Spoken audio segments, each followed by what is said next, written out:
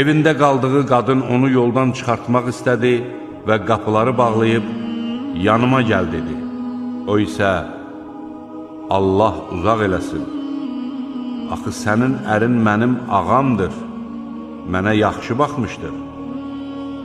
Şübhəsiz ki, zalimlar nicat tapmazlar, dedi. Qadın ona meyl etmişdi.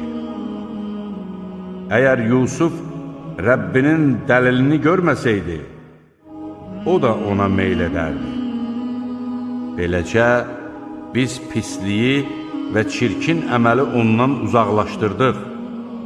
Həqiqətən o, bizim seçilmiş qullarımızdandır.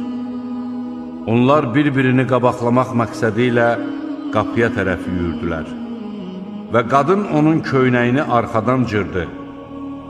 İkisi də qapının yanında qadının əri ilə rastlaşdı. Qadın dedi,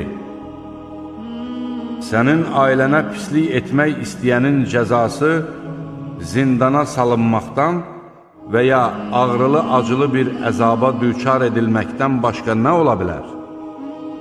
Yusuf dedi, o məni yoldan çıxartmaq istəyirdi. Qadının ailəsindən olan bir şahid belə şahidlik etdi.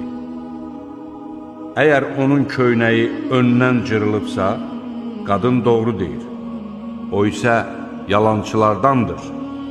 Yox, əgər onun köynəyi arxadan cırılıbsa, qadın yalan deyir. O isə doğru danışanlardandır. Qadının əri onun köynəyinin arxadan cırıldığını gördükdə dedi, şübhəsiz ki, bu sizin qadın hilələrinіздəndir. Həqiqətən də sizin hiləniz böyükdür. Yusuf, sən bu işi açıb danışmaqdan vaz keç.